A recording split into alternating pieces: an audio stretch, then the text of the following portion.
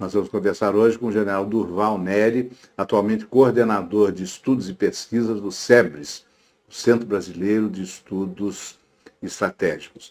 O general Neri, por muitos anos na sua vida ativa no Exército, serviu na Amazônia e hoje, sem dúvida, é um dos maiores conhecedores dos problemas da Amazônia, assim como do conjunto dos problemas econômicos e políticos do Brasil. Nós vamos discutir com ele hipóteses para o Brasil no século XXI, no qual mal acabamos de entrar. A sua previsão é otimista? Olha, Augusto, é problemático. É problemático porque nós dependemos, vamos dizer assim, do país, não é? Mas todos nós sabemos que o país tem uma estrutura geológica muito rica. No momento, o Brasil é o país que tem tudo que o mundo desenvolvido necessita em minérios.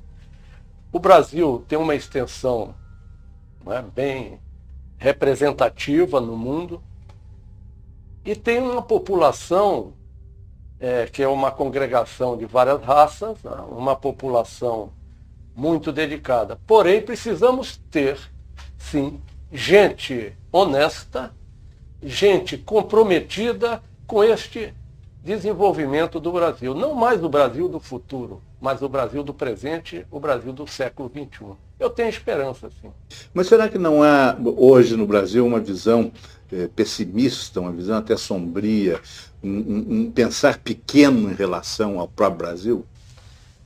Existe, não há dúvida, mas a gente percebe que a influência dos grandes grupos, porque o mundo hoje vive uma crise de energia muito séria, não é? Na verdade, nós podemos dizer que o mundo hoje vive uma fase, uma época de uma guerra de quarta geração. O que isso representa? Vamos ver como foram as guerras de primeira geração.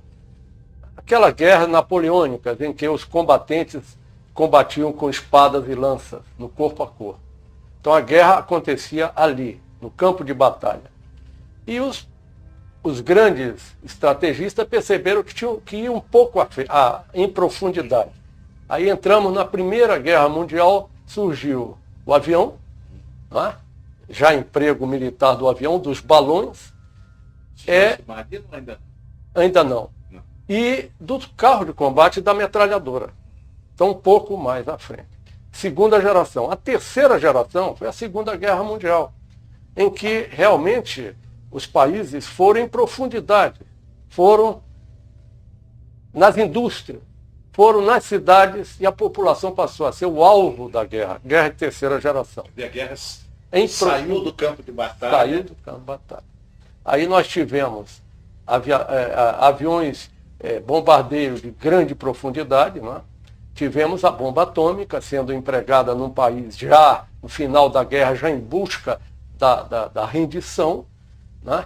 E essa foi a final da terceira geração. Hoje, as guerras modificam um pouco. As guerras estão ocorrendo no interior dos países, mas guerra econômica.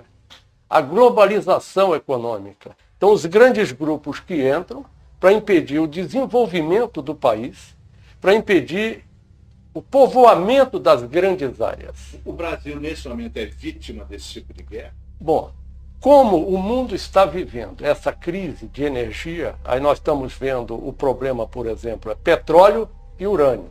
É energia nuclear e energia dos produtos fósseis, né? Do petróleo, que não há substituto no momento. Então, os países que têm as suas reservas de petróleo estão sendo vítimas de ataques, né, dos países necessitados de petróleo. Então nós vimos o Iraque, né, estamos vendo o que está acontecendo no Irã, né, a Venezuela teve problema, o Equador, problema com o seu petróleo, a própria Bolívia, e o Brasil agora descobriu o pré-sal, essa camada petrolífera imensa, uma das maiores reservas de petróleo do mundo, abaixo da camada de sal aqui, em toda a costa brasileira, alvo, não há dúvida, dos países necessitados de combustível. Então, o que está acontecendo com o mundo hoje? Né? Se há 2 séculos atrás, um século atrás, o alvo, o foco era a Europa, antes foi ali na Iugoslávia, na Croácia, né? Quando no início da Primeira Guerra Mundial, as riquezas estavam naquela região. Hoje o alvo do mundo, na geoestratégica, não há dúvida, é o Brasil, é a América do Sul, é a Amazônia. Fonte de toda a riqueza. Agora, além do petróleo, a riqueza aumentada agora com a descoberta do pré-sal, o Brasil tem, o senhor mencionou, uma grande riqueza mineral, né? Além de ter uma quantidade de água doce, que é uma das maiores do mundo, né? Em que medida isso é? O que, vamos dizer, os interesses estrangeiros gostariam de explorar, por exemplo, na Amazônia? Por exemplo, vou citar um mineral, nióbio. O nióbio, hoje, é o metal mais importante do mundo. Para nós termos uma ideia, em cada turbina de avião, se utiliza 300 quilos de nióbio. Toda a parte de computadores, né, está sendo utilizado o nióbio. O nióbio substitui muito o titânio. As tubulações de petróleo pelo mundo todo hoje estão sendo feitas com petróleo, com nióbio. E acontece que o Brasil detém 98% da jazida de petróleo do mundo. 98%. Então, quer dizer, quando a gente vê um avião cruzando o céu, nas turbinas de avião tem nióbio da Amazônia. Só pode ser da Amazônia e um pouquinho de Minas. 2% restante está na Sibéria. Ninguém tem mais nióbio. E o nióbio hoje é o mais importante metal. Ora, o que aconteceu em 90? Eu na Amazônia, né, eu passei 20 mil horas na Amazônia e tal, percorri. Uma vez eu estava no helicóptero com geólogos, ali, próximo à Venezuela, dos 6 morros, o Morro dos 6 Lagos. Né? E o geólogo estava me dizendo, o senhor está vendo ali aquela poça de água, um lago pequeno, barrento, outro azulado, outro esverdeado. Cada um daquele tem uma coloração diferente por causa do minério que tem ali. Além do nióbio, naquela região tem muito urânio, ouro também. E o que fez o nosso governo? Criou a área Yanomami. E depois, com leis, nós não podemos entrar. O militar não pode entrar. O exército está proibido de entrar nas áreas indígenas. Setentrional do Brasil for ameaçado, o exército não pode ir lá. Não pode entrar. Agora, coisa de 2 anos atrás, eu conversando com um coronel que comandava o batalhão ali na fronteira, estava fazendo um percurso de bote e viu uma emboscada. Eram 5 homens armados e esperando por ele subindo em Igarapé, na direção norte, né, dentro da fronteira, no que hoje é chamado de área Yanomami. Aí ele parou, porque viu que ia ser emboscado, leva de desvantagem, retraiu. Aí eu perguntei para ele me contou aqui, o que você fez? Ele disse, eu tive que ir no distrito, procurar juíza e pedir uma autorização para entrar. Eu digo, você está brincando comigo? Em zona de fronteira. Você, comandante do batalhão responsável, ele disse, sim, gente, eu não posso entrar, eu tive que ir com a permissão da juíza. Ele subiu, pegou, 3 horas depois ele voltou, ele estava com 4 homens dentro do bote de borracha. Não tinha mais ninguém emboscando. Ele prosseguiu, aí se deparou com uma grande pousada, uma construção muito bonita com ancoradouro. 10 barcos de pesca do lado, lanchas grandes, e 4 aviões anfíbios. Em cima do ancoradouro tinha um homem louro. Quer dizer, lá a população, 98% é brasileiro índio. Né? Mas tinha um louro, cabelos louros, com a mão na cintura e um fuzil às costas. Era gaúcho? Ele perguntou, quem é você? E o homem respondeu, eu sou Forças Especiais dos Estados Unidos da América do Norte. Era um militar norte-americano em território brasileiro. Exatamente. E o que é que você está fazendo aqui? Se eu faço a segurança desta pousada que é de um cidadão americano. Quantos são? 15. Claro que ele não era da ativa. É um mercenário, talvez, Sim. contratado. Mas ele se apresentou como sendo membro das Forças Especiais. Dentro do Brasil, na área Yanomami. Fazendo o quê? Pescando? Não. Em cima do nióbio, do urânio. Estava em cima do nióbio. E outra coisa, não existe a etnia Yanomami. Todo mundo sabe disso, quer dizer, faz de conta que não sabe. Eu, quando era jovem na Amazônia, andei por ali, Rio Negro, subindo o Rio Negro, margem esquerda, tinha o Mike. Conheci o Mike. O Mike era um missionário, não era um geólogo. Tinha instrumento de pesquisa geológica. Entrou como missionário, mas era geólogo. Era geólogo, fazendo levantamento. Na década de 60, o Mike não deixava nós nos aproximarmos dos índios daquela área, da região da calha, do margem esquerda do Rio Negro, né? Acima de Manaus. Por quê? Porque ele descobria uma jazida mineral, ouro ou o que fosse. Pegava uma família de índios, Aimiris, Atroaris, são mais ou menos 100 etnias, e colocava exatamente naquele lugar e não deixava a gente lá. Vocês vão transmitir doença. Podemos fazer uma comparação. Mais acima e do outro lado do rio estavam os salesianos. Vai hoje lá, onde tem os tucanos. São brasileiros índios bonitos, as moças bonitas, fortes, sadias, e frequentando escolas. Eu andei por lá e vi. Hoje, São Gabriel da Cachoeira, quase toda a população é de brasileiro índio. Agora, os coitados dos Aimiris Atroaris, que estavam na região onde o Mike dominava, estão raquíticos, ninguém chegou perto, estão querendo o quê? Eles estão querendo a geladeira, a televisão, a escola. Mas criaram a área Yanomami para ninguém entrar. Agora, que área é Yanomami? Por que Yanomami?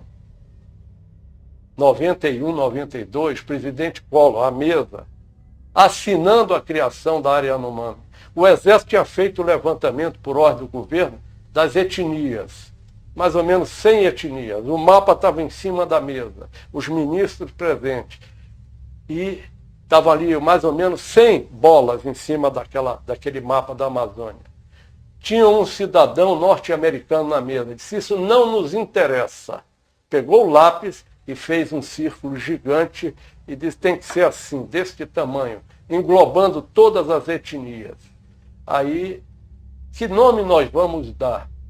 Tinha uma jornalista em pé, uma europeia, do norte da Europa, francesa, não sei qual país, belga, por ali, disse assim, Yanomama. Yanomama. Aí ele virou para trás e disse o quê? Yanomama. Aí ele escreveu Yanomami. Yanomama é o dialeto que a maioria daquelas etnias fala. Então ela sugeriu isso. Então virou Yanomami. Não existe o índio Yanomami. Não a pretexto de um dialeto. De um dialeto. Bom, porque eles queriam o mineral. Muito bem. Há 1 ano e meio atrás eu cheguei em Manaus, tá? Porque agora criaram a Raposa Serra do Sol. Por quê? Porque em 1845, por aí, a Inglaterra, querendo o ouro daquela região, na sua colônia Guiana, ele invadiu o Brasil ali pelo Pirara, atravessou o rio Pirara, né, o rio que a gente passa andando na maioria dos trechos, e tomou o Brasil. Eu conheço essa parte, que foram 3 invasões, e o capitão que defendia o forte de São Joaquim, eu acho que era São Joaquim, ele expulsou os ingleses, mas a última vez, já em 1850 e pouco, eles ficaram, era o ouro. E aquilo foi para o rei da Itália, e o rei da Itália julgou que o Brasil tinha que entregar parte do seu território para a Inglaterra, porque a Inglaterra queria o nosso ouro. Então, essa política de se o seu vizinho tem o que você não tem, você tem direito a tomar, que se fazia muito há 2 séculos atrás, como esse exemplo que eu estou dando, a Inglaterra queria o ouro, tomou parte do Brasil. E nós cedemos por imposição do rei da Itália, que era o árbitro, uma área do tamanho maior do que o estado de Sergipe. Maior. É a Pirata. E eles, querendo o resto, porque tem muito mais ouro ainda do lado de cá, forçaram e o governo criou a área Raposa Serra do Sol. E tem o lance que eu vi, filmado. A polícia chega lá e diz para um senhor de 80 e poucos anos: o senhor tem que sair da sua fazenda agora, ano passado. Diz: mas eu estou aqui há 80 anos, isso aqui era do meu pai, eu produzo arroz, o senhor tem que sair, porque o senhor é branco e não pode ficar. Ele: se minha mulher, a sua mulher fica, que é índia. Essa família, com vários filhos, foi para Boa Vista. E a terra ficou lá na mão, não sabe de quem. O senhor brasileiro, né, nasceu e viveu lá, morreu há pouco tempo, agora, recentemente. A mulher dele, viúva, brasileira índia, disse: eu quero voltar para a minha terra. Se você pode voltar. Seus filhos não, porque são filhos de pai branco. Isso está acontecendo no Brasil hoje. E nós aqui embaixo não sabemos. Agora, o que é isso? É a cobiça internacional que nós temos de riqueza.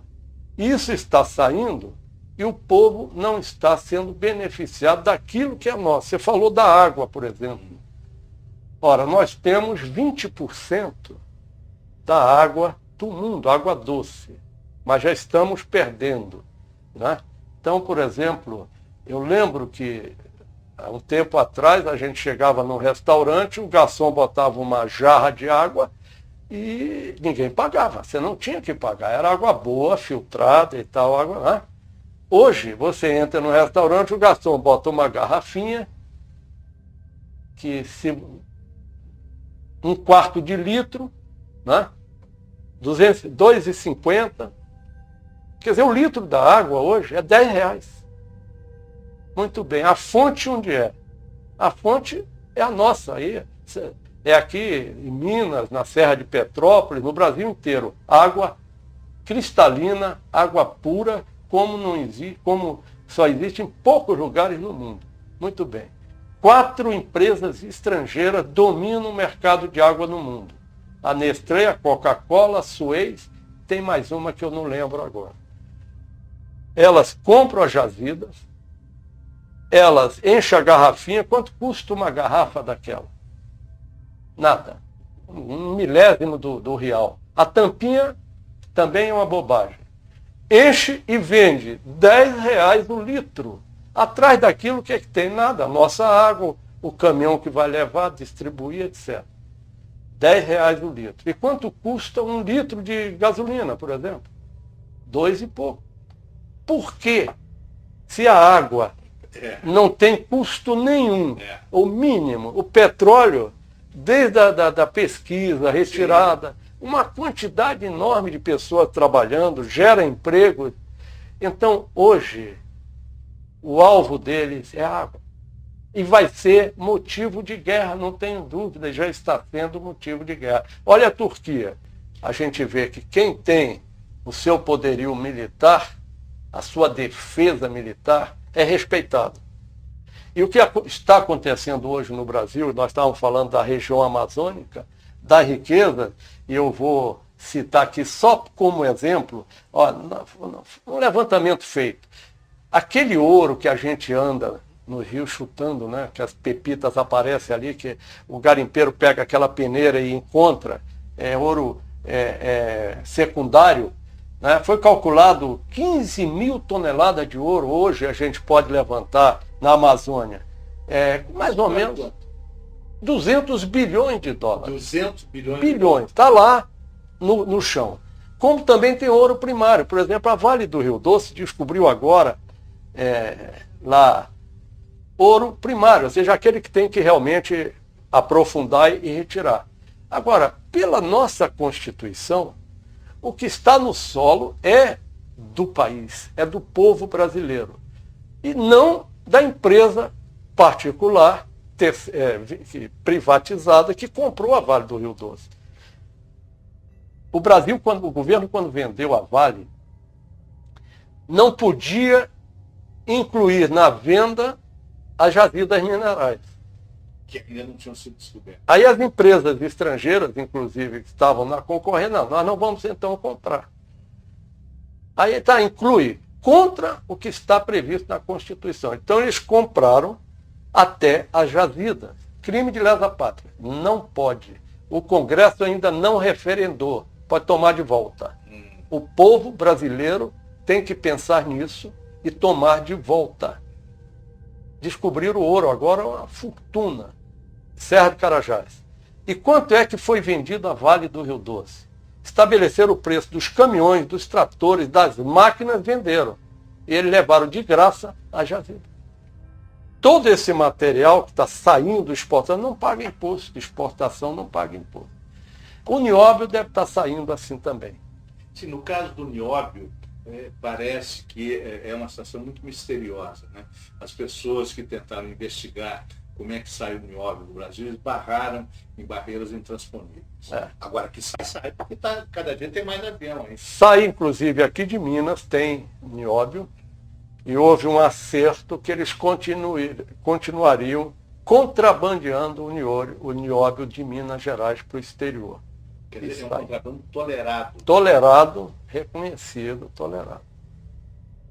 Olha, eu estive há pouco tempo numa viagem, eu fui a Amsterdã, na Holanda, e procurei uma loja, eu tenho a fotografia, que vende diamantes.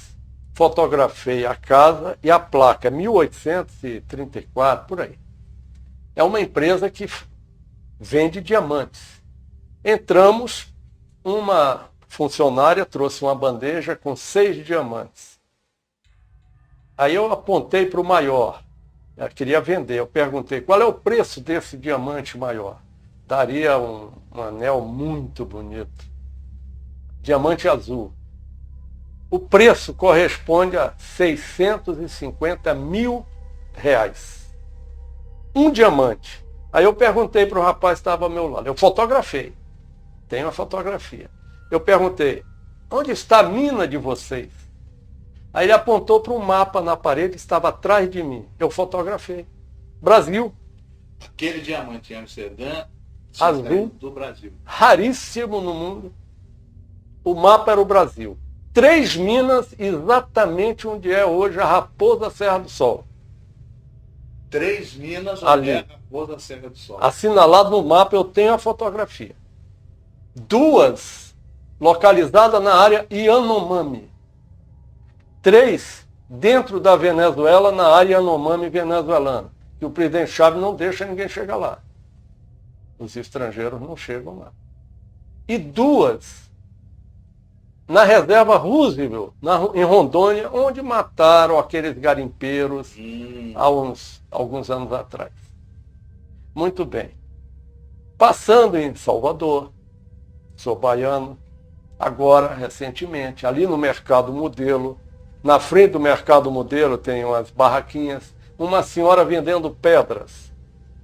E eu apontei para uma delas assim, essa pedra da Chapada Diamantina, porque a Chapada Diamantina é a continuação da Amazônia, onde as maiores riquezas minerais afloraram coisa de 3 bilhões de anos, né, na conformação geológica. Então vem do escudo brasileiro, que vem e entra pela Chapada Diamantina. Então eu apontei isso. Essa pedra é da Chapada Diamantina? Ela disse, essa é, mas essa de cá não é, mais bonita. Aí eu digo, de onde ela é? Do garimpo Roosevelt, em Rondônia. Eu digo, ali onde mataram 25 garimpeiros há um ano atrás, ela disse, não senhor, 100. Morreram 100 ou mais. Eu estava lá. Vendedora de uma barraquinha na frente do Mercado Modelo, em Salvador.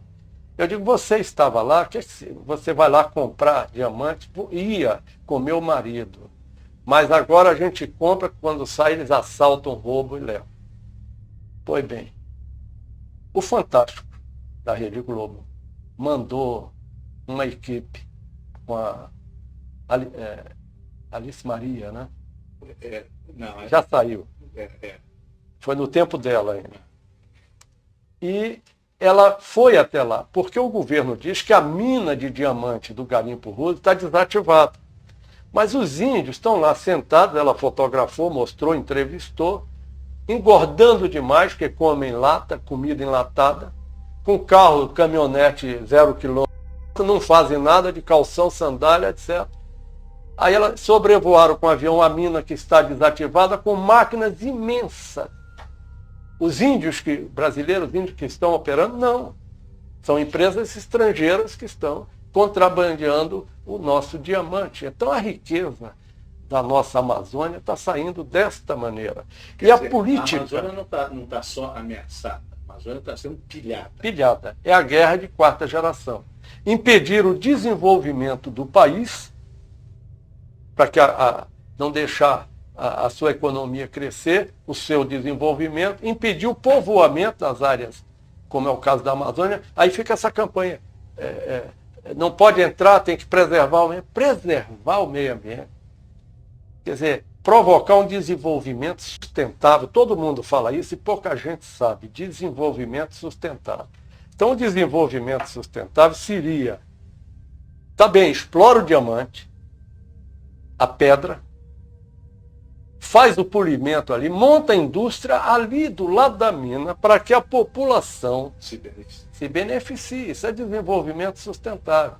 Quer dizer, a nossa produção, toda aquela riqueza mineral está sendo levado, né? Inclusive a água está sendo levada. Se hoje, agora nós formos a Belém, na foz do Amazonas, né, nós vamos ver fila de navios petroleiros enchendo o tanque de água do rio Amazonas e levando.